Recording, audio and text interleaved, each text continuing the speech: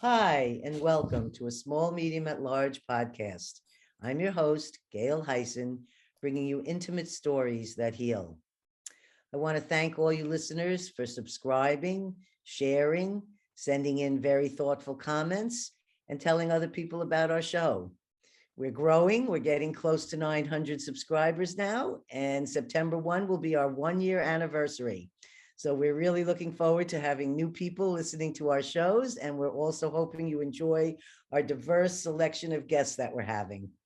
Today, we have Lisa Rafel.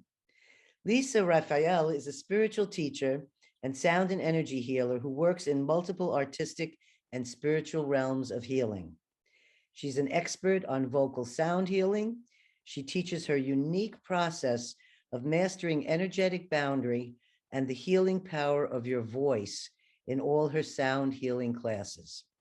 Her transformative program, The 5 Worlds, supports self-empowerment and self-healing. Lisa's deep spiritual connection has birthed a teaching style that is perceptive, clear, kind, and joyful. Classes may include elements of Native American teachings, psychic healing, ceremony, and shamanism. A composer, playwright, chantress, and poet, her spoken words in Now Is the Time song and video with music by Grammy winners Lily Hayden and Itai Disraeli emotionally connects to the depth of their pollution crisis. Her award-winning book, Music, Set, Safe in the Arms of Love, includes original music to enhance bonding and attachment with her co-creators, Gary Malkin and David Surrender. Let's welcome Lisa here today. Hi, Lisa. Welcome. Hi, Gail. Hi. You know, it's interesting, my name, because you identified it as Raphael. Oh, I keep making that error. I'm so sorry. Well, it happens very frequently. And the name Rafel actually came from my grandfather, which was Rafelovsky.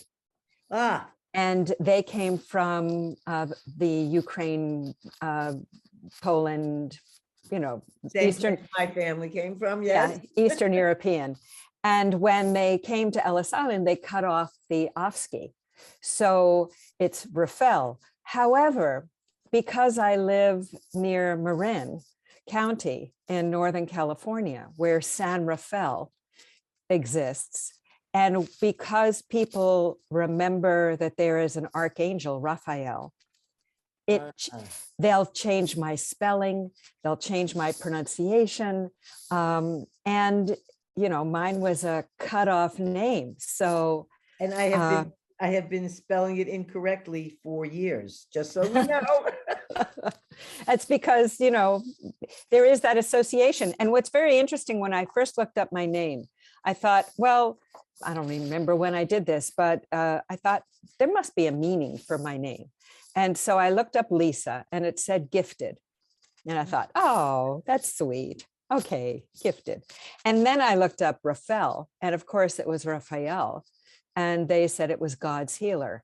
And so when I was putting together my practice, when I was first doing all my healing work, was when I had looked that up. And so I took that in as gifted God's healer. And that there was a mission that was a part of whatever I was doing, which was to be curious and to explore and to receive and to surrender and find out, is there something there for me? Mm-hmm. So there's been learning from the different pronunciations of the name.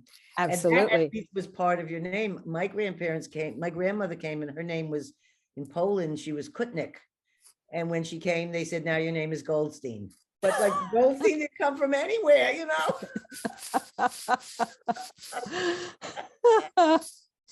Anyhow, so I want to welcome you today. And before we start my first question, did you want to do a little prayer or something before we begin? Or what do you feel like?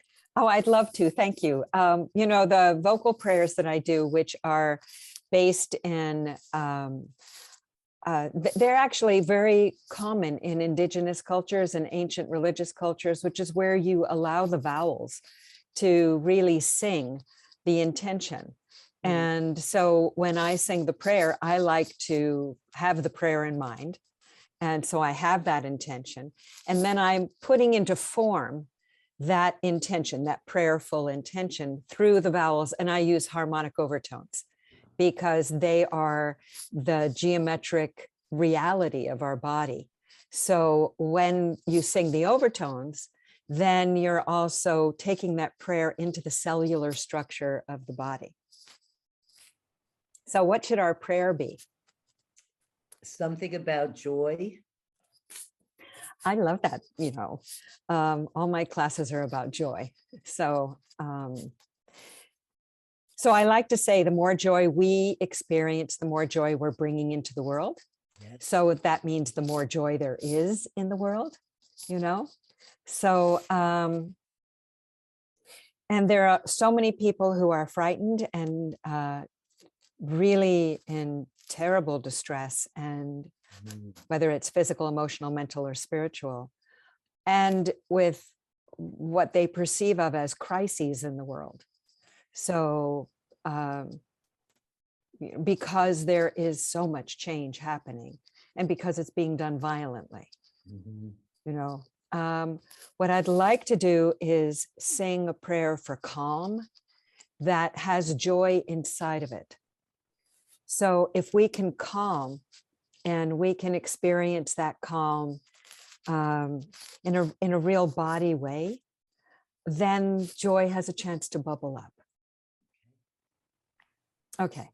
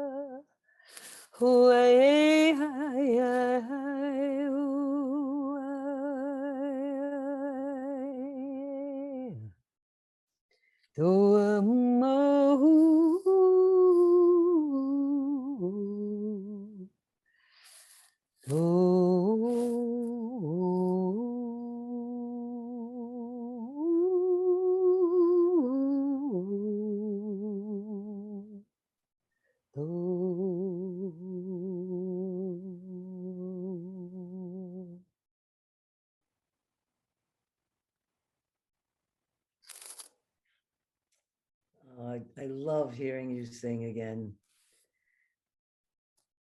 So I'm curious, it says my original sound is off. Could you hear it all? Oh, yes, beautifully. Oh, good. Oh, good. Oh, no, I have to say, we'll get into things later, but just, I have always found Lisa's sound to be some of the soothing, most incredible thing to listen to when you're having any tremendous amount of anxiety. So you have calmed me down from many years ago, and I just want to thank you again, because that is true, amazing sound that comes through you. Thank you. Thank you. I get to receive it too. So it's a double blessing, Yes, yes. So that would bring me to, why and when did you start healing practice, sound work? I know you play amazing crystal bowls, and I've seen you do unbelievable things with these. And I'm wondering if you could tell our listeners all about how this began. It's a long story, so I'm going to bridge it as tight as I can. Okay. Because it actually started in 1987. I ended up going to Nepal in 88, and it was a very powerful calling that took me there. I didn't know I wanted to go there. I actually didn't want to go there. It was one of those experiences that we've all had, but this was the first time I had it where something popped out of my mouth and told me what to do. And I was sort of, in, oh, you mean I'm really going to go? I had to go to Toronto. I had to see my brother. This other man was going with him to Nepal, and it popped out of my mouth. You're not going to Nepal to change your life without me. And so I went. And then I actually went through a very big life and death initiation when I was there. And when I came out of that initiation, the experience that I had internally at the end of a number of events that transformed me into believing that not only what I thought could manifest, but that there was a God. It was a true awakening of, I really understood you could not have this kind of beauty in the world if there was not a God. That's what became so clear. And so then when I got back to LA and I was working as an actress, I couldn't do that because I needed to be honest with myself. I needed to become whatever it was that this was guiding me to become. Do I remember, were you a soap opera actress, or I can't remember, it was television? It was television.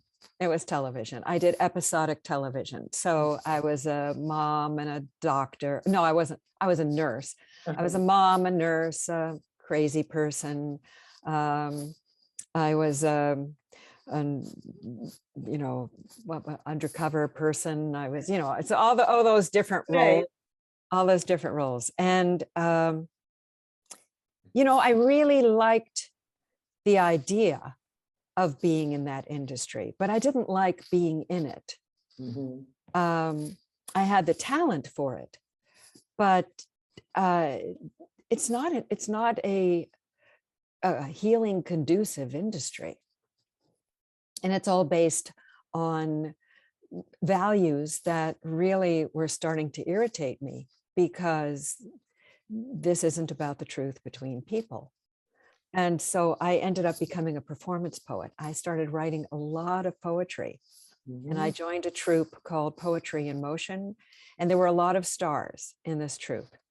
And it felt good to be in a troupe where there was a lot of talent.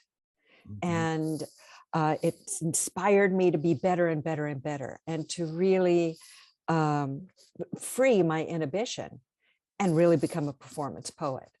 So it was extremely difficult in the beginning. I was very nervous. And then I met this group of people who loved being exhibitionists, It was like, oh, I could be more open.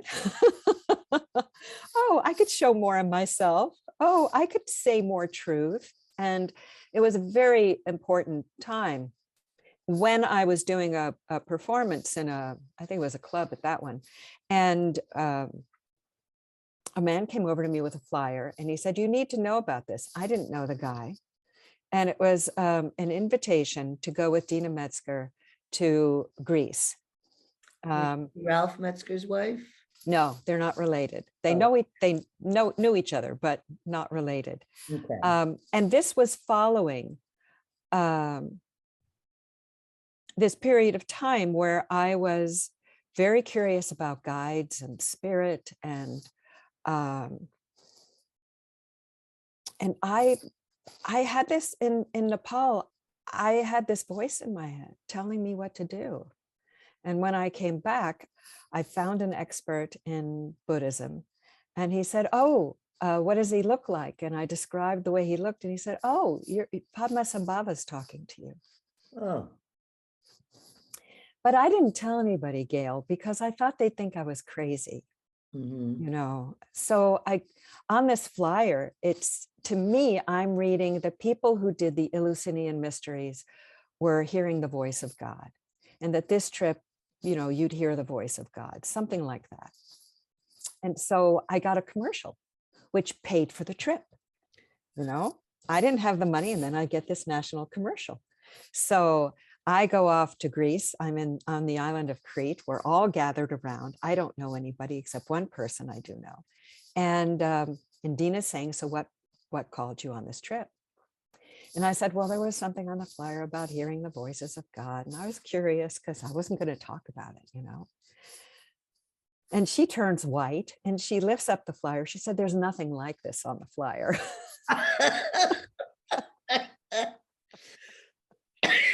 You can tell we're on the right path. On the right path. So we're going to this cave on the island of Crete, the cave of baby Zeus. We're in a bus, and I'm writing. I'm a left-handed person. I'm writing, and I don't know. I picked up the pen in my right hand, and I started writing.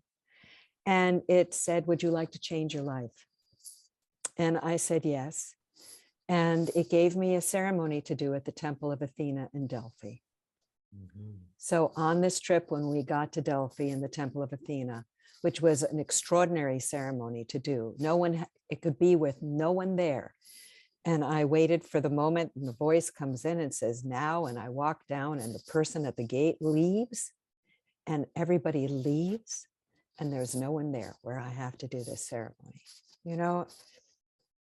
It's a collaborative world we live in. You're given these opportunities, and it's up to us to say yes or no. And we say yes or no based on where we are in our lives and what we're feeling and what our history is and what we're feeling strong enough for, and our courageous part shows up. And I had been in a place where I was really broken. So for me, in Nepal, I had to choose to live or die. And I chose to live. And that informed me through all the rest of these incredible opportunities and invitations to say yes. That gave me the courage to say yes. And so I said yes. I did the ceremony. I came back home. I would hold up a rock in my hand and it would change color. I would go into a computer store and the computer would say abort. That my TV was going on and off by itself, and I was afraid. I didn't understand what was happening to me energetically. So I had to learn for myself what was the story that I was living and what was the story I was being asked to live. And how would I get there? So I needed to trust the voice. I needed to trust what I was being told. And people would come to me and say, out of the blue, I need you to do this ceremony. I've prayed about you and you are the one. And I'd say, well, let me pray about it and I'll let you know, because I've never done anything like that, And then I'd pray about it and I'd be given the instruction for what it was to do. And then I would say yes. And what I learned in Nepal, which was incredibly important, is when spirit shows up, it's not always as we imagine spirit to be. Sometimes it can look frightening. Sometimes it can look beautiful. Sometimes it can look like real suspicion, question from our own history. Could that possibly be? And what I learned through this particular learning cycle was when spirit would show up I would see in the room presences, and I'd say, okay, you're here to help. I understand you're here to help. Many years later, when I was studying Bon Tibetan Buddhism, I studied with Tenzin Wangyal Rinpoche when he first came to Los Angeles, and he was teaching soul retrieval, and he gave us a ceremony to do where you build this structure out of barley and It's really you're buying off the negative spirits in a way. You're Mhm. creating this and you throw it off the hill and you say, I'm offering you this so that we can be allies. And that's how I've always felt ever since Nepal, that there's always allies. And they show up when you least expect it too. And also when it's the right time. Mhm. You know, I have found in my experience, and also with people that I teach, you know, I say to people, if you've come to me, if you want me to teach you, then you're ready for joy. Then you're ready to discover how to get there.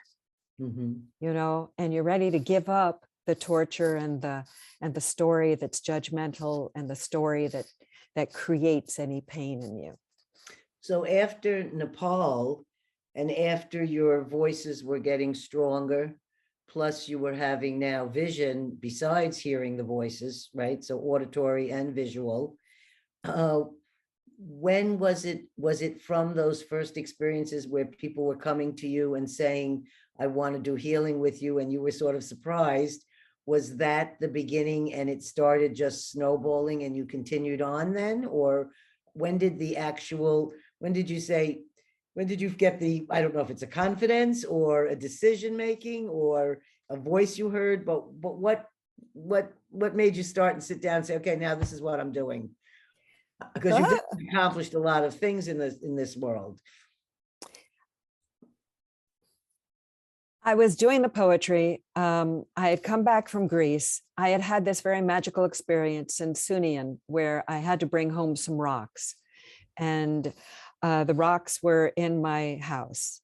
And I started becoming, from the time I brought those rocks back, I was becoming more interested in rocks. And I had gone on, anyway, it's a longer story, but when I got those rocks brought to me, someone else brought them back. I don't remember exactly how it happened, but I was talking about hands-on healing. And he said, well, sometimes when I cup my hands, it creates a heat and it helps. And he had this big bruise on his leg. And I said, well, why don't I try?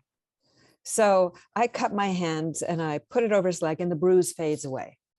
Now, this was when I just got back. So I was potent, you know, it was busy energy going on. And I went, oh, and then a deeper oh. So when people, I would say to somebody, well, I'm exploring healing work. And then I got very nervous. So I did quite a number of clients and people would come and I would help them, and that was good. And then I got nervous. And a friend of mine was very close to a wonderful psychiatrist named Oscar Janiger, who did a lot of the work with Timothy Leary. Yes, I know him. I mean, I don't know him personally, but I know of his and other people who saw him and people who said he saved their life going to him. Oh, he was extraordinary, just extraordinary. So I show up, I'm still in this woo-woo land of myself, trying to figure out, well, am I supposed to be doing this work? And if I'm supposed to be doing this work, what am I supposed to call myself? Mm-hmm. And you know, I'm not a shaman. I'm not a healer. I'm not a, you know, I didn't self-identify as one thing that I would then have a shingle and say, this is the work I do, because that's not what was happening. Mm-hmm. So I go to Oscar and I kept very good records of my clients. And I said, I don't know what to do. And he said, well, give me, you know, tell me, you know, what's it called when you give the description of what you've done? There's a particular word for it, but I would describe to him the presenting complaint and then what I would do about it and how I processed that complaint and what I did with my energy to help. And at the end of 10 sessions, he says to me, do not put out a shingle. And he said, look, I have given diplomas to thousands of psychiatrists, and you are more qualified. And don't worry about it. I just want you to know that I had the exact same questions for myself, used the exact same words, shingle, and the very qualified therapist that I was working with told me the exact same thing like this man told you, and said something very important, which made me forget the whole shingle thing altogether. He said, if you were to say now that you were a therapist or you were a social worker or you were a psychiatrist or any of those shingles, he said, you would never be able to use all the different things in your capacity to do with another person, because there's rules and regulations that you have to follow when you put yourself under that shingle. He said, you're better off just being yourself. And I think that's excellent advice. And I'm very glad that I received the same one. Yeah, me too. I'm glad you received it too, because also we wouldn't have explored all of those other paths the same way.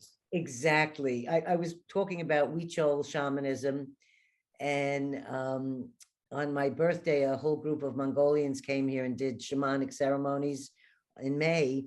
And I hadn't had any ceremonies for a couple of years because of COVID. And it was so wonderful to have these people come and do all this wonderful ceremony to the trees, to the sky, to the fire, to the earth, and feeding it and all the different things, reminding me, oh, this is what's been missing, Gail. You need to remember to keep doing these things. But somehow I wasn't, because I was feeling like, oh, what's when we go to a group or when someone, but really, I know someone like yourself can just do ceremony alone. You don't really have to have a whole regalia thing going on to do ceremony. And how it showed me, I mean, this is only May that I'm, telling you that I learned this message. And it's that I need to continue to have ceremony and spirit work in my life always, because if I don't, there's a piece of me that's not being taken care of. And that message showed me the difference of how I felt after ceremony and what I felt like before these Mongolians came to visit. Mm-hmm. So I just, to any listeners, it really is important. And it doesn't have to be anything fancy schmancy or in a temple. It can be in your living room or somewhere on your property or wherever it is you need to be. You can have a little ceremony with yourself. And I have seen your work before in conferences, and I want to get to our Mongolian questions. And since we don't want to spend a whole lot of time, what I'd like to do is if you could just talk a little bit about the 5 Worlds program, and if that's also part in teaching about the healing effects of sound.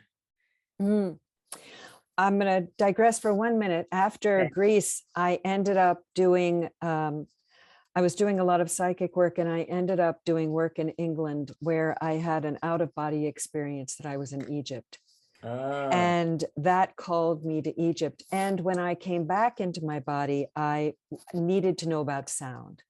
Mm-hmm. So that was a complete chapter of doing sound in the temples and leading sound in the temples and going. I led 3 additional, I went with ions on the first trip. And then I led 3 additional trips to Egypt.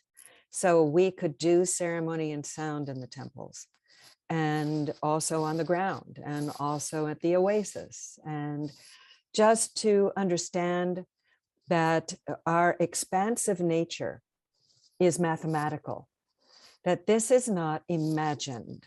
This is really real. This is mathematical. And our multidimensional beingness is mathematical. It lives in our cosmos. Between you and me are multiple dimensions that have frequency that are specific. And when we work with sound, you begin to recognize that these specific frequencies have real value. And then when you realize that, you can also, because it's palpable, because you can feel it, Mhm. then you can begin to psychically and awaken your dimensionality to understand that you can attune to those frequencies. And I'm doing a talk actually tonight. I'm doing a live talk. I give these the first Monday of every month, but because of 4th of July, I'm doing it tonight. But tonight is about the importance of being in your bones, because your bones are the tuning fork, but they're also the incredible grounding structure that makes it possible for sound to resonate through your body through the bones. Is very different. Bone conduction is very different than water conduction. So how that helps to support your groundedness in your own body. So all of these experiences in 1994, I was doing Kabbalistic study back in New Jersey. Oh. And I was studying with Jason Schulman, who had started a program called Society of Souls, which has changed now over the years. It's called something dualism, something else. But he was given a program that really had to do with how to embody the knowledge of the Kabbalah into the body. And so I ended up going back to New Jersey 4 times a year for 4 years. And I had some cousins there who said, well, why don't you start to teach when you come back? I can pull together some people. Ah. So I had a friend who was dying in Colorado, and I went to say goodbye. And one of my roommates from that class, the first class, lived in Boulder, Colorado. And I thought, I'll give her a call because she's going to be my roommate. And so she says, oh, come spend the night, let's get to know each other. And I had just released Ancient Prayers of Aliyah, the first CD with all the prayers that go through the body. And I had a few with me, one for Hank, and I just had some extras. So she said, oh, I'd love to listen to it. So she puts it on at night. I say goodbye to Hank. And next morning, she said, oh my God, I listened to that at night. And oh my God, that was so great. She said, what are you going to teach? And it poured out the whole program. The whole program. And I said, wait, I have to write this down.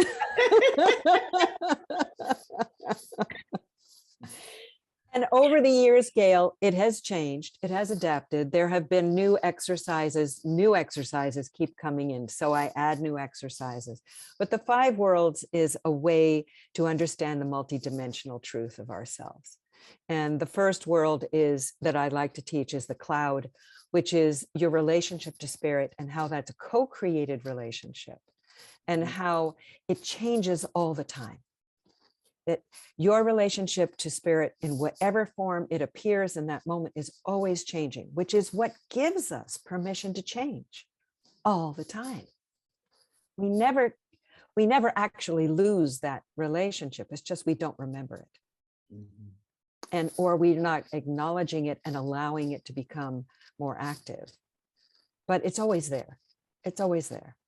In the Kabbalah, you could go into any spherot and you see the wholeness. And what that means is no matter where you are in your life, you always have access to your wholeness, no matter where you are in your life. So the first is the cloud. And then it became very important to help people to see. So the next is the mirror, which gives you a chance to self-reflect. How do you see yourself through your eyes? How do you see yourself through someone else's eyes? Where is that judgment stopping you from actually being able to see? And that was when we start entering psychic space, so that we can see that when we're in, I create a specific container and a specific way for people to start to see. And the core of it, as you know, is how do you receive what you're getting?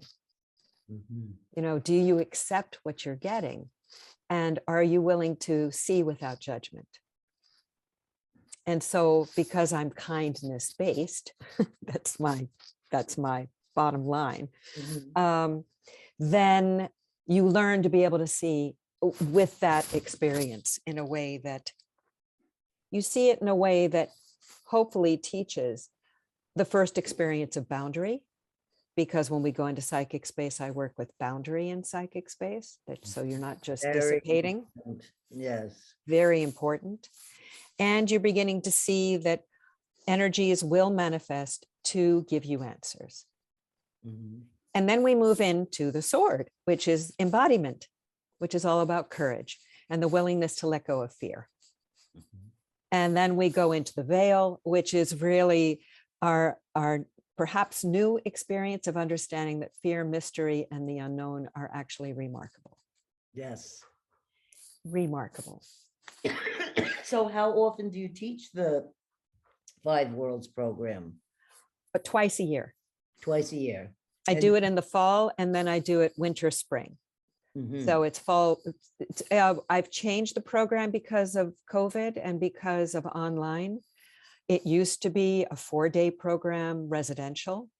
And we would move through into the fifth world is the diamond of clarity and balance that integrates everything. Mhm. And it would take 4 days. And but then I brought it down to 3 days. Then when I would teach it in Europe, I would do it as a weekend and then a following weekend to give people chance to integrate. And then I did it over 4 different Sundays to give people a chance to integrate.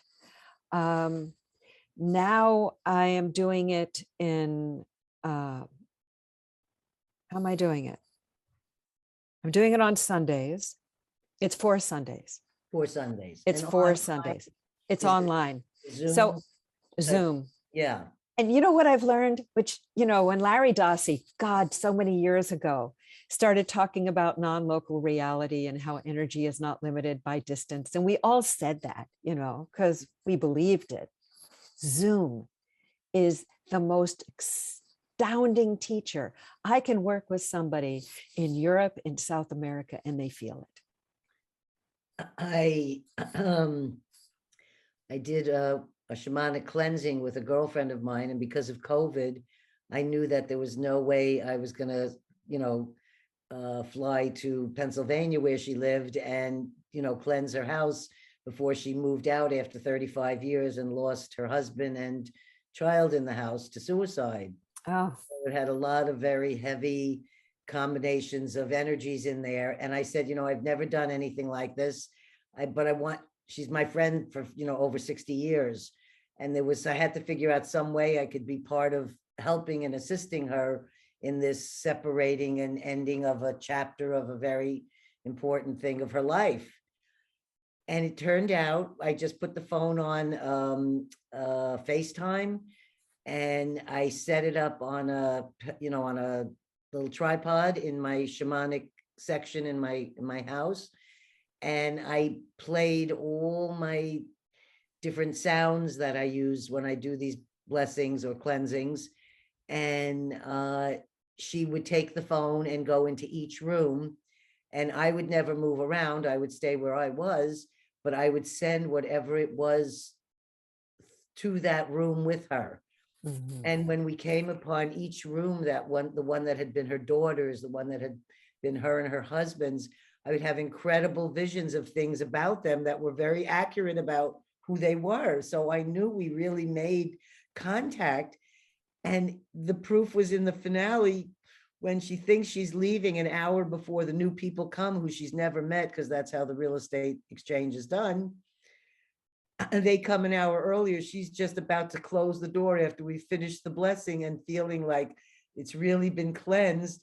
And she has this beautiful meeting with the new owners and shares the joy of passing this house on to them. And when we walked in, everything felt clean and none of the intensity of what we had done.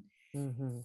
And I'm just saying, I'd never done that way before with using these electronic tools. And I just want to say, I was very surprised at how well it really does work very well. And if you're doing it on Zoom, that has to be fantastic also then, where you can connect and see people in different places in the world. You wouldn't be able to go there to help that person. Absolutely. I feel like this way about the Zoom being the format I use to do these podcasts. I'm going into living rooms all over the world and people are hearing and seeing in a way that even if you write a book couldn't necessarily get to them. So it's anyway, so I think it's a great thing because, and then also people who can't travel, you're Mhm. able to give teachings and healings with people that are maybe in a wheelchair in a place where they can't go anywhere. That's right. So you know, and I always try to look at what the pluses are of the technology. Well, first of all, it's not going to go away. No. And neither is COVID. For if it does go away, it's going to be a long time away. Mhm. And although people are normalizing as much as they possibly can, it's still dicey to get together in large groups because somebody might have very mild symptoms, but somebody might have long COVID from that. Somebody else might have very difficult symptoms from that. And if we're truly kind to each other, then we're going to try and hold some distance in some way. That's exactly how I feel. This Yeah. is the 50-year anniversary of the Remote Viewing Association. They're having a huge conference in Menlo Park at the 22nd of July. Ah, And as much as I would like to be there, I don't really want to go and expose myself or anyone else in these groups like this. And I'd much rather be able to see the conference online. yeah. It's a safer route. I'm Anyway, doing, on that. I am doing an in-person retreat, a sound retreat at Mhm. ASmallMar in December through the Shift Network. They have gathered, I think it's 12 of us, Right, 12 that's a small teachers. group. That's not 100, you know? Right. Well, you know, but it's also spread out. ASmallMar is outside a lot, and the rooms are very, very big. So I'm sure they've taken all that into consideration. And it's all about sound, which, you know, I really want to, you know, you don't know what it's like for someone like that is not, has no, zero ability to make a note or understand a tune or hear a melody, or, you know, my husband just listens to something and he goes down and plays it on the piano. I can hear these things, but it can never come out. And the only time I ever made a good sound was when I was in the king's bath or chamber or whatever inside the Great Pyramid. right. And it just opened up my, so when you were saying that about Egypt, I said, oh, maybe that's why that sound kept coming out of me. And sound, amazing sound, but I had nothing to do with it. I can't make sound like that. And I've always wanted to take a class with you. Like, could you really make somebody like me who's tone deaf, a sound come out that sounded good? Well, here's the thing, Gail. First of all, I'm so glad you had that experience in the Great Pyramid. Oh, it was Fantastic. amazing. Yeah, yeah. For people who are very sensitive and get it right away, and people who are not, who can start to feel it. I mean, it's really something. But sound is not about beautiful. Uh-huh. It's really not. It's about authenticity. So that sound that you made in the Great Pyramid was an authentic sound. Yes. That's why it was so powerful. Mm-hmm. When we're making sound, so in Mongolia, you know, I have to tell the story of how I got there, but I want you to know that if you can hear the sound, you can make the sound. Because in Mongolia, you know, people were doing humi and they're doing the deep tones. And I'm thinking, I'd love to do that. And they're saying women can't do it. And I'm thinking, Really? really? Well, what if and so I started looking around. You're talking about the deep throat singing, the Yeah, tube type. Yeah. I didn't yeah, know that. Only men do that. that's not true anymore. Great. That's not true anymore. So the first time I was there with you, I'm hearing this and we go to the concert and they're all singing and I'm coming out of the concert and I'm going, I can do that. Whoa. And then I went, I can do that. So then the second time when I went back, you know, they're saying, oh, there are some women singing it now. You started the new trend. They didn't know I did, but you know, I think it was in the air that the group of people just sort of went, I can do that. Sure, I can figure that out, you know. So Yeah, if you can hear it, you can make it. And if you can't make it, you can find a way to get close enough to it vibrationally so it can be authentic. Mhm. And it's really about the authenticity of what it is you're feeling when you make that sound. So if you are feeling, Yeah. if you're feeling like this is a tough morning, and you want to do a ceremony, and you've got in your mind what a ceremony is supposed to look like, and you don't have a candle, and you don't have a match, and you don't have all the things that you're thinking you need for a ceremony. You don't need any of those things for a ceremony. What you need is to connect to spirit. That's the ceremony. And then you can act it out in so many other ways, but it's the connection itself that is the ceremony, which I have to do every day, or I am not me. Mhm. So, and I do it in the morning when I wake up. I connect to spirit because that is who I am. I am a person connected to spirit. And when you reinforce that every day, it doesn't mean it's going to stay around forever if you forget. It just means you forgot that day. So the next day you remember again. Mhm. It's always there, but it's up to us. It's really up to us how we want to live our lives.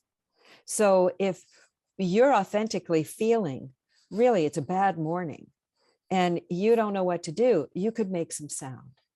You could drop into, you could take a breath. I teach breathing exercises. You could do a specific breath.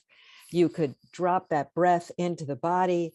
You let the body and the breath feel each other. And then you make the sound that you're unhappy, that it's a hard morning. And it could be something like, ah. But what that sound does is it moves the molecules in your body that are holding that experience emotionally. And that sound then becomes a communication. It's an expression of what's been held emotionally. And And it's at a certain frequency that would be different than, say, a joyous sound frequency. it depends upon what you're holding. Oh. It's really what you're holding. So I could be a joyous person and still be close to that frequency. I could be joyous and go, ha, in the same range, but it's what I'm holding. Now, I'm probably not going to make that sound if I'm joyous. Right. I'm probably going to be doing more of a whee, ha, ooh, sound, because that's what erupts out of that authentic space. During this ceremony we did on the 15th of May with this Utsik, was the very beautiful woman shaman, Mongolian. And when we were doing it, at some point, after she had me jaw harping and drumming and different things, exactly that sound started to come out of me. And I was afraid to let it go any further because there were different people sitting there. And I felt that if I let the sound go more, I would then, of course, leave my body and I'd be going into a whole nother realm. And I felt that maybe this isn't the right time and place for me to do that. But all of them came up and asked me, because the other 6 Mongolians are shamans in training, and they were all affected by the sound that was coming out of me and wanted to know where it was and what was the sound and who was the spirit and these different questions. I couldn't answer any of it because I didn't know where the sound came from. I don't know what to say. I just knew that if I went deeper with the sound, that I would go deeper. And then this, ceremony might go on another, I might be gone for God knows how long into some place. I had no idea. Right. So I just sort of brought myself back into my body and stopped the sounds. But I don't know where they are or where they come from or, Well, here's two answers. One is, if you're curious and you want to know, you'll find out. Mm-hmm. If you accept and you don't need to know, that's my feeling. That's my feeling. That's my feeling. It doesn't matter to me. It's just let's let it be, and it feels right. That's all. Yeah. This And for people is who very are trying, validating. it is very brave to accept that a map is not necessary, Mhm. and to be in that authentic connection, and you trusted your instinct, which was beautiful. You said, I don't really want to go that big. This isn't the appropriate time to go that big. Exactly. And that wasn't fear, that was Mhm. consideration. That was your instinct saying, that's all that's needed. And you might have terrorized those poor 6 people had you gone bigger, and they would Well, have given up their fear, in it a was different my way. birthday and my 3 adult kids were there. And my only birthday request was that they attend the ceremony from the beginning to the end. And those are the people I was more concerned with. I could have freaked out. But that's really legitimate. Yes. So we are multidimensional beings living most of the time in a 3D world. Mhm. And we're living most of the time with people who accept that the 3D world is all there is. So I want to kind of go back now a little bit to the discussion that we were having about Mongolia, because I see our time is getting kind of closer in our hour.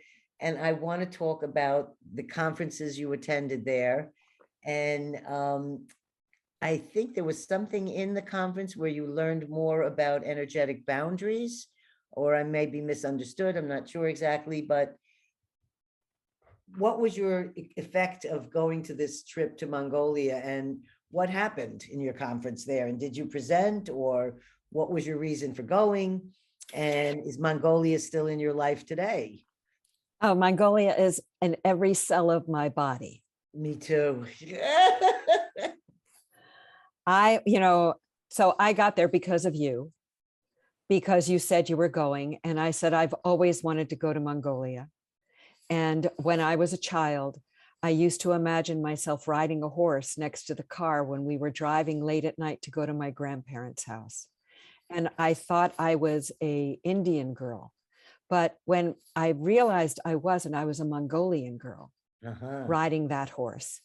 There was this blending of the Indian, Native American, and Mongolian that sort of interwove. And I felt this, I have to go to Mongolia. So you said you were going, and then you had seen me present at the shaman conference, and you said, you should ask if you should go, and so I gave an application, and Zarif Batar, at that time, he was running the conference with Bat Bayar, but it was him really, I think, more than Bat Bayar at that moment.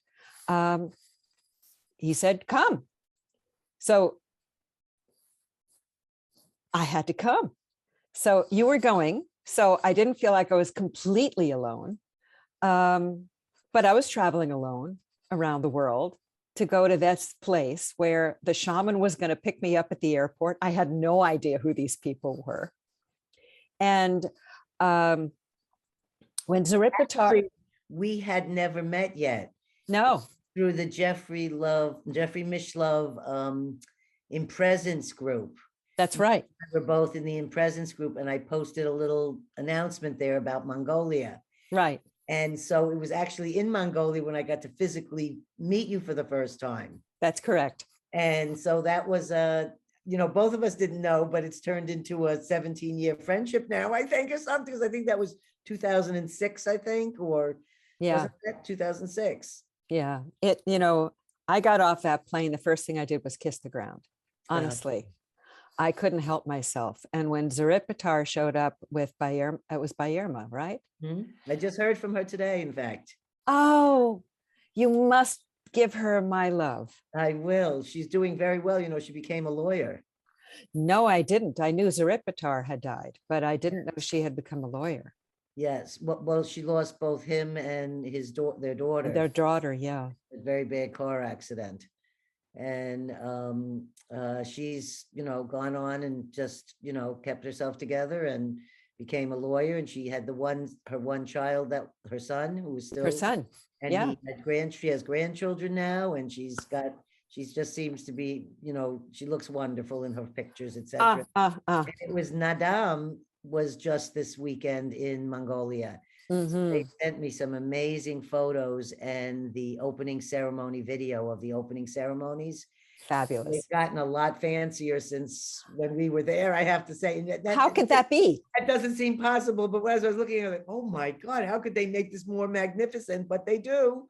How could And that be? It was so magnificent. It was yes, I want to amazing. tell you one other thing, since you do live in the Bay Area, like myself, and to any of our listeners who are in the Bay Area, they actually have a Nadam in Alameda every year on the same weekend, the same day that it is in Mongolia. They had one here July 9th in Alameda. They have anywhere from 200 to 400 people in attendance. And I didn't go because of COVID, but they sent me the photos of it. And the little stalls and things that are set up, you look like you're back in Mongolia again. And there's a whole large Mongolian group that follow the lineage of Chinggis Khan shamanism, where the shaman that I was initiated at is the Buryat lineage, which is the Buddhism and Mongolian combined together Right. shamanism. But in this one, it's all has to do with the Genghis Khan lineage of shamanism. And they say that's the oldest of the shamanism lineages. And so apparently this group formed in 2011 in the Bay Area for the amount of Mongolians that were living there, for them to be able to go up, and they go up to, they publish all these books and raise money to help people in Mongolia. Like they saved a mountain recently, this group, from being taken down by mining and, whatever it is, destroying it for minerals and things. And whatever they did, they raised enough money to help stop it. And that mountain did not get taken down. Wow. So they're doing good work here. They're back in Mongolia right now, the people that I met. And I find it interesting because I was initiated in 2011, and that's when they started their organization in the Bay Area. But I'd never met them until this year. So anyhow, when you went there, you spoke. I wanted to share that in that first trip, on the first conference, we were together in a yurt. We call it a yurt, but there it's called a ger, and we were across from Lake Hovsgol, Right. which is a very incredibly magnificent, one of the 11 pristine, pure lakes left in the world. And it was so huge. Remember, it was like an ocean. But we couldn't cross to go see the reindeer people because it was a very bad storm. And it looked like ocean waves in a lake. That's how rough the water was. And we just had to see their little fires dotted on the hillside across. But you and I were sharing in this ger, and we decided, it was something about, we had just seen a lot of shamans about fire. And you and I felt like we needed a fire somewhere and we needed to do a ceremony. And we went walking off into the woods there, and it was dusk, and it was becoming night. And we found somebody that had just cooked a lamb. I don't know if you remember this. And there was a fire there, and they said, well, we're leaving, but we'll give you our fire. And you took out your crystal bowl, which, by the way, listeners, Lisa carried this crystal bowl with her everywhere in Mongolia, and it never broke. Nothing happened to it. I could not believe the amazingness that she could take this around with her. And she took it to the forest with us. And when we sat around the campfire, all these local Mongolian village people kept arriving out of nowhere. And the two of us sat there across from each other, and you started singing your angelic sounds and playing this crystal bowl thing, making unbelievable sounds with it. And the people just kept pouring in, and Zor's Batar just went to the side like, I'm not the shaman here. It was clearly Lisa who's the shaman here right now. And she is doing unbelievable healing with people who, she doesn't speak their language. They don't speak our language, but we had some interpretation, but you didn't need interpretation because you were sharing from your heart and you were reaching into their heart. And I got to be there as like a little assistant watcher or whatever on the side there as all of this came down, and you started telling each one something personal about their life. And somebody was helping us to sort of translate. And the people were, they were just in awe of you and were so grateful you were there doing this. And it was a magic moment that you and I had that we will have forever in our memories. in a place in the middle of nowhere at Lake Kovskel in a forest across from the reindeer shamans. And I want to thank you because that has always stayed with me as a very special moment. And also, you gave me, I don't remember which the CD is, but it was the CDs of you singing. I don't know if it's the same one you gave that other woman. And I put it in because then we had a little cassette player, CD players. That was your Walkman or whatever. Remember, everybody, this was 2006. And when I would get like very intense anxiety from some of these things I was experiencing or seeing or feeling or wondering whether I was going to get any food or what was going to happen that might be making me crazy, all I had to do was put on your CD and I calmed down immediately. And I was so far from home or my familiar things or any of the things that you might have that could comfort you in those feelings in the middle of the night of anxiety like that. And your sound just comforted me immediately. And I was so grateful through that trip that whenever I'd have any of those kind of nights, I would just put my headsets on, I'd put on your music, and I'd calm right down. So from 2006, I want to thank you for all the healing that you shared with me in that trip. Oh, well, Gail, you made it possible for me to be there by how you live your life and how you speak from your heart and how you're so authentic and genuine in your generosity. And I felt safe to go to a place by myself that was overwhelming on how to get there, but it didn't feel like that. It felt like it was exactly right. And, when we went back 2 years later and I brought my husband, that was a very different conference. That was much more intellectual. Zarit Bhattar, he had, remember Dr. B, the other shaman, when Zarit Bhattar and they had the fight. Yes, over the rain that he had brought over the rain. Right. He had called in the rain and Zarit Bhattar was really angry. He'd called in the rain and he sent the rain away and they were having this wonderful experience. I have a picture of me and Dr. B that I'm just feeling so grateful to you for opening that opportunity for me to know myself at that level. The key of Mongolian shamanism for me is we're the tuning fork between the earth and the sky. Mm-hmm. And heavenly sky is heavenly earth, and heavenly earth is heavenly sky, and we are the tuning fork between the two. And all of my listening, what's become more and more and more clear as a co-creator is we are the receivers and co-creators. We have to receive the vibration first before we can make it.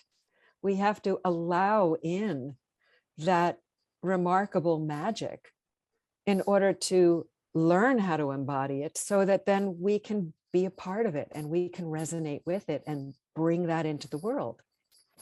So I'm really grateful to you, sweetheart. And I'm really grateful to you. It's a very shared experience here with each other. And I hope you listeners can feel the love that we're having right now.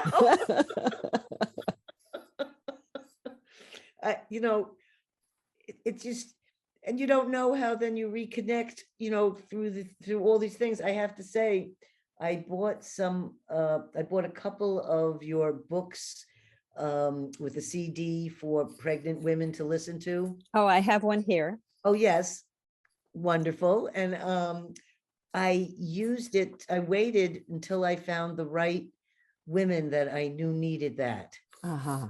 And they were very, very grateful to receive it. It was the piece they needed that was missing for them going into childbirth to feel more at ease and more at comfort with the process that was approaching them. And some women are just naturally flowing into that, but some aren't. And that was a very valuable tool. And I felt so glad that I had something to give that woman so that she would be able to go through her pregnancy in a much more positive and supported way because she had that book and CD to listen to. So you're doing work that goes out and out and out to, you don't even know who gets affected by the work that you've done and how you've helped them. Thank you. I appreciate you mentioning the book. You know, I didn't bond well with my mother. And when my daughter was born, she was 7 weeks premature, and we didn't get a chance to bond. And then when my son was born, even though he was 3 weeks early, we did bond. And it was so obvious the difference between how do you trust someone, how do you feel that sense of ease and calm.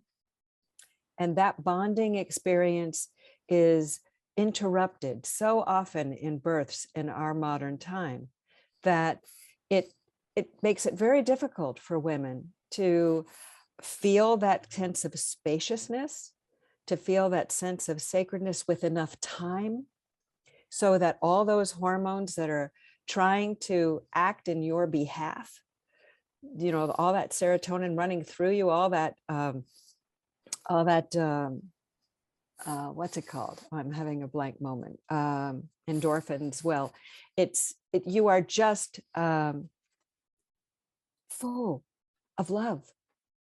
You're full of this sense of love. And even if it's a very difficult birth, if you readers, listeners, whoever you are out there, if you allow that baby to rest skin to skin on your body for at least an hour, uninterrupted, the health benefits that go to the baby alone, the regulation, the comfort, the ability to transfer. I mean, when I really think about it, Gail, you're in this dark little place inside a woman's body for a long time. And you're growing. And then suddenly you're not there anymore. And suddenly you're in a big world that is full of sound and full of light and full of temperature and full of emotion and full. And if that baby has a chance to rest on the mom's body, or if the mom's not capable, on the dad's body, to rest and feel that new regulation, that it's okay to be in the world, that this isn't a shock, this isn't something I have to be afraid of or prepare for, but that there's someone there that I can count on. It changes everything. It changes everything. So once I learned that, I didn't,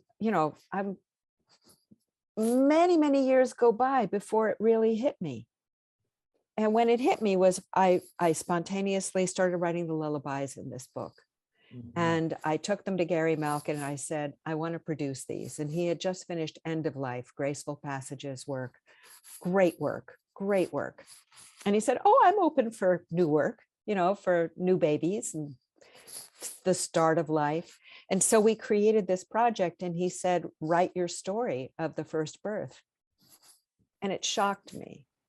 It shocked me how I had missed it, how I had normalized our separation, which is what most people do. You don't know what you're missing till you know what you're missing. You really don't know. So that became a very key project, this book and CD. And I know it's in China. We've talked about translating it into others and making it an ebook. It's on all the streaming services. So people can hear the lullabies, but you don't actually hear them in order the way it was on the CD. So I like them to go to the website and learn about the order, and then they could set their order up. And available on Amazon to purchase or through you, or? The book is available through me to purchase. Okay, so we'll have that on our description so people will know how to contact you. And it's beautiful. Yes. It's beautiful. And it has a lot of information. It has information about how to actually vibrationally feel what it is to have that bonding experience. Because if you haven't had it from your parents, you don't know you're missing it. How would you know? And our generation was the first. Now there's like 4 generations of unbonded people who just don't know that they're missing it. You know what else I think is I've seen through the years as I've looked at my own family or relatives or things, is the moment of conception is also a very important part of who you become. Yes. Because if you've been conceived in love, or you've been conceived in obligation, or you've been conceived in horribly rape, or any of these particular other things, I can see the difference in the adult grown people who've been conceived in love and who have not been conceived in love. Because there's just a total different energy that they bring with them from that beginning start. And also the same of I was not bonded, I was put in a shoebox, and I was taken from the mother who gave birth to me and given to another person in a shoebox. And I was not given any physical contact by either being a newborn baby or even at birth. And I was a premature baby, so I was only 4 pounds. And I know that I've had to overcome a lot of obstacles from that lack of touch and love. And that as I was growing up as a child, my my mother would always yell at me, how come you always have to be sitting on people's laps? Because I needed physical contact. I Right. needed to be hugged and I needed to be loved. And I knew that. I knew that then. I didn't know that I didn't get that. And I didn't know I'd been brought home in a shoebox. And I didn't know the story of my little humble beginnings till much later in life. I didn't know who my mother was even till much later in life. So when I found out and got to put all the stories together, it was wonderful. But still, it's something about that conception and something about the moments of birth and who is around you and how they hold you are very, very important. Otherwise, you have a lifetime of having to heal that afterwards. That's true. I'm so glad you mentioned that. I'm a member of an organization called APA, Association for Pre and Perinatal Birth Psychology and Health. Wow. And it's a big mouthful, but really, if you go to APA, APPAH, it's all about the consciousness of the baby, and once the baby is conceived, now there is a chapter in Japan that is affiliated with us that is talking about preconception. But that relationship to the soul is. So, do we have time for one little story? Sure. We're over time already, so the listeners can hang in. I hope they do. So this was a very powerful experience. I was singing at the World Festival of Sacred Music in Los Angeles. And I was performing actually with John Densmore from The Doors, which was really fabulous. And we had an additional percussionist, and I was invited over to their house for dinner. And I'm over at their house, and his wife confides in me that she's not feeling well, and she's pregnant. And I said, well, would you like me to scan you, and see if I can connect with the baby? She said, I think something's wrong with the baby. So I said, let me connect with the baby. So I ended up connecting right away. And the baby said, I want you to tell her that I'm leaving. I'm not dying. I am leaving. And that I have been with her as long as I need to be with her. And that in a year, she will give birth to a perfect, healthy baby.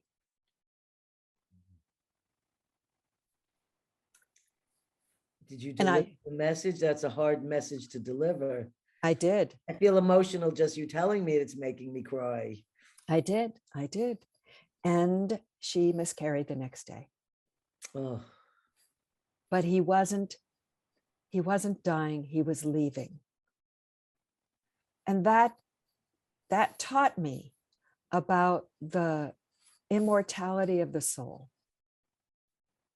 That even though a soul might leave, even though, that we have such a big abortion issue going on right now with what is abortion and who's in charge, and how is that supposed to be for someone else's opinion to control someone else's body? What are these dynamics? What's the truth underneath all of this reaction to life and to what is the preciousness of life? And is it life must give birth to a baby to have a life of hardship and horror? Is it life to give birth to a baby and then provide the love they need? Is it, what are these questions? And when I had this experience with this baby,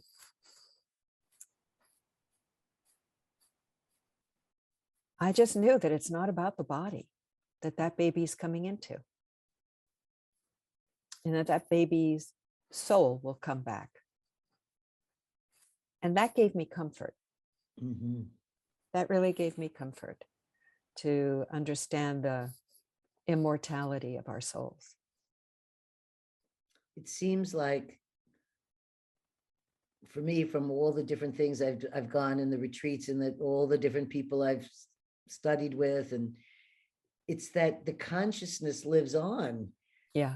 That there's not, that, and whether we call it consciousness or soul or whatever the word is, there's something that lives on, that the body has, that it's been our temple or our shell or our, something that we're borrowing for a while. And then it dies just like everything else in the cycle of life. But the essence, the consciousness, the spirit, that never dies. No, it never dies. And that we leave imprints.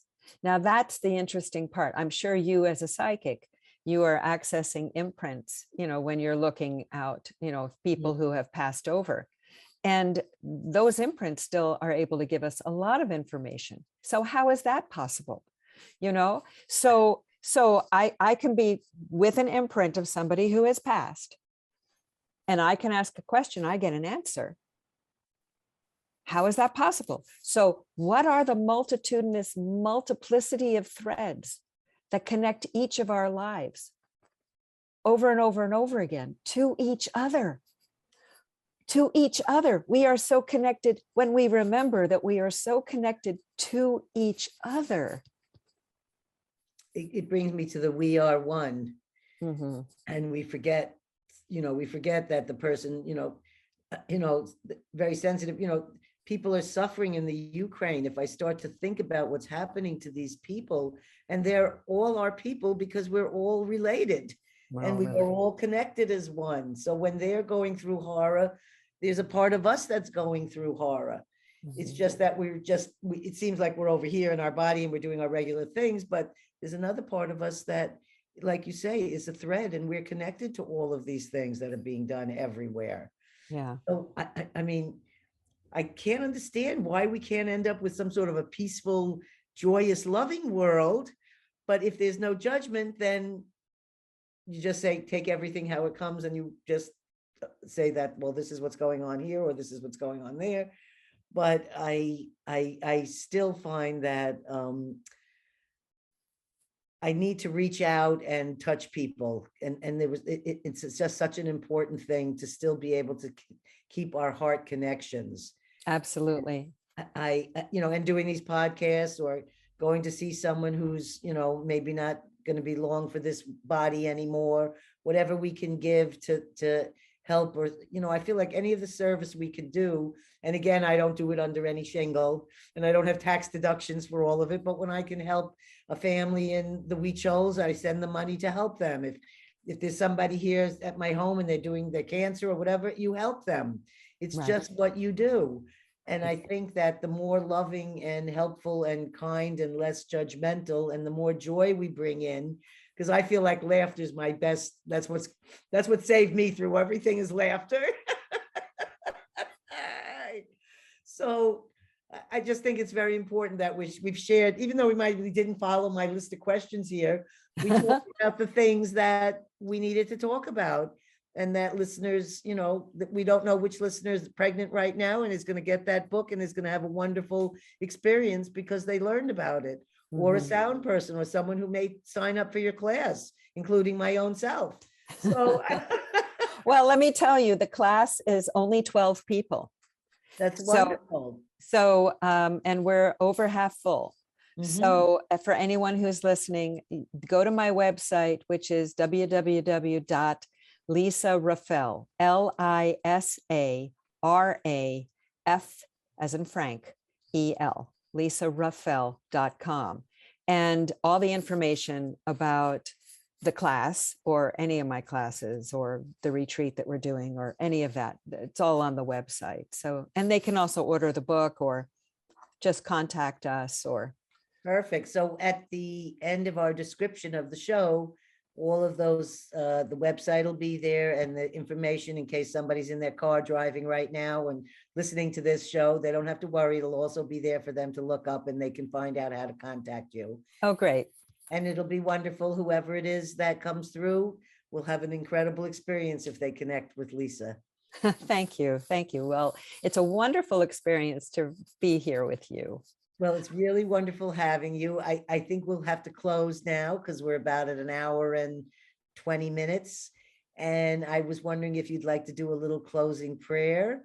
Sure. It would be great. And all I'm going to say to our listeners is thank you for being here today and enjoy this very special moment that Lisa is going to share with us now. Thank you, Lisa, for being here. And I really want to have you back again because I want to get over some more of the other questions we didn't get to talk about. Sure.